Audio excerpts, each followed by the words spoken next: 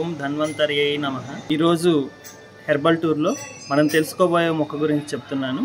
దాని పేరు కటువీర.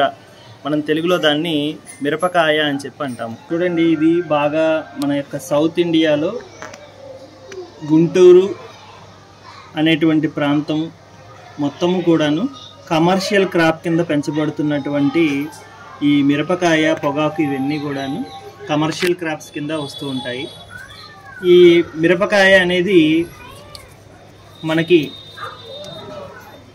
ఓల్డెన్ డేస్లో లేకపోయినప్పటికీ తరువాత మిరియాల ప్లేస్ని ఆక్రమించింది మన యొక్క ఫుడ్ మేనేజ్మెంట్లో.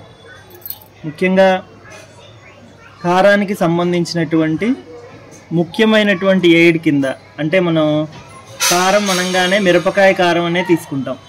చాలా కారంగా ఉండే వస్తువులు చాలా ఉన్నప్పటికీ మిరపకాయని మాత్రం మనం తీసుకోవడం జరుగుతుంది. దానికి గల ప్రధాన కారణం లేకపోలేదు, ఇది కారంతో పాటు కలర్ని కూడా ఇస్తుంది. ఫుడ్కి రెడ్ కలర్ని ఇస్తుంది. మనకు ఆ కలర్ అనేది న్యాచురల్గా ప్రకృతి నుంచి వచ్చేది.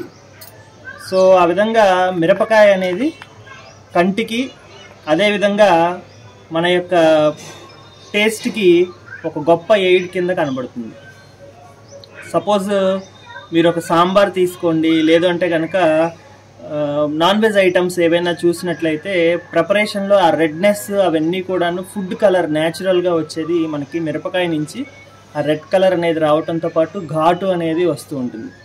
చాలామంది ఈ యొక్క కారాన్ని చాలా ఎక్కువగా ఇష్టపడుతూ ఉంటారు. ముఖ్యంగా ఎవరైతే కూలీనాలి చేసుకుంటూ ఉంటారో వాళ్ళ యొక్క మెయిన్ డిష్లో కారమే అధికంగా ఉంటుంది. పచ్చళ్ళు అధికంగా తింటూ ఉంటారు. దానికి రీజన్ లేకపోలేదు. ముఖ్యంగా దీని యొక్క మెడిసినల్ బెనిఫిట్స్ చూసినట్లయితే దీన్ని క్యాప్సికమ్ యాన్యూమ్ అనేటువంటి సైంటిఫిక్ నేమ్తో పిలుస్తూ ఉంటారు. మిరపకాయని మనం సాధారణంగా ఎవరు చూసినా కూడాను కారం, ఉప్పు తగ్గించి తినండి అనే చెప్తూ ఉంటారు డాక్టర్స్. కానీ మనకి మిరపకాయ యొక్క బెనిఫిట్స్ అనేవి చాలా అద్భుతంగా ఉంటాయి ప్రాపర్గా యూజ్ చేసినప్పుడు. దీన్ని చాలా ఇంపార్టెంట్ ఇంగ్రీడియంట్ కాబట్టి మనం ఊరగాయ పచ్చడిలో ఇదే మెయిన్ ఇంగ్రీడియంట్ కింద ఉప్పుతో పాటు మనకి కనబడుతూ ఉంటుంది.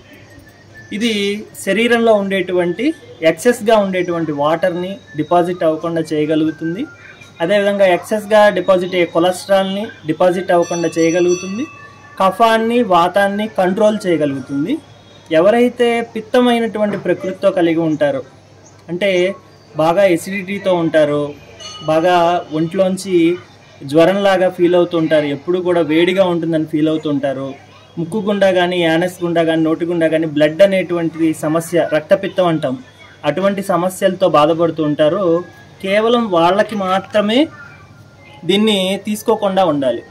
అదర్వైజ్ మెడిసినల్ బెనిఫిట్స్ చూసినట్లయితే కనుక ఆహారానికి రుచిని కలిగించడంతో పాటు ఇది ప్రధానంగా శరీరంలో ఉండేటువంటి బరువుని తగ్గించడం, కొలెస్ట్రాల్ని కంట్రోల్ చేయడం, కఫాన్ని తగ్గించడం, అదేవిధంగా ఛానల్స్లో ఉండేటువంటి బ్లాకేజెస్ ఏమన్నా ఉంటే కనుక వాటిని కరిగించి క్లీన్ చేసేటువంటి నేచరు, శరీరంలో కలిగేటువంటి వివిధ రకాలైనటువంటి దురదలు, అదేవిధంగా నొప్పులు, వాపు ఇలాంటివి తగ్గించేటువంటి నేచరు ఈ యొక్క కారానికి, మిరపకాయ నుంచి వచ్చేటువంటి కారానికి ఉంటుంది.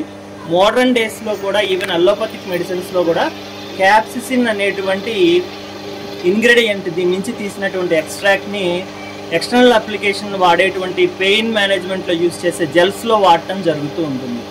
సో ప్రధానంగా మనం చూసినట్లయితే ఈ యొక్క ఆకులు అవి కూడా ఈ విధంగా గ్రీనిష్గా ఉండి ఫ్లవర్స్ వస్తాయండి. ఈ ఫ్లవర్ దగ్గరే వైట్ కలర్ ఫ్లవర్స్ ఉన్నాయి కదా, ఈ ఫ్లవర్స్ నుంచే మనకి చిన్నగా కాయలు రావటం మొదలవుతూ ఉంటాయి. ఈ కాయలు మీకు అందరికీ తెలుసు, ప్రధానంగా అవి గ్రీన్ కలర్లో ఉండి ఆ తర్వాత కాలంలో రెడ్ కలర్లోకి మారుతాయి. వాటిని ప్రధానంగా మనం రెండు రకాలుగా యూజ్ చేస్తూ ఉంటాము. ఒకటి వెట్గా ఉన్న కండిషన్లో గ్రీన్గా ఉన్నప్పుడు చిల్లీ పేస్ట్ అండ్ వీటిని చేసుకుంటూ ఉంటాము. అదేవిధంగా వీటిని డ్రై కండిషన్లో కారంగా ఊరగాయ పచ్చళ్ళు, అదేవిధంగా మన యొక్క మసాలా దినుసులతో పాటు దీన్ని కూడా one of the main ingredient కింద పోప్ దినుసుల్లో మనం వాడటం జరుగుతుంటుంది. So this is about today's herbal tour.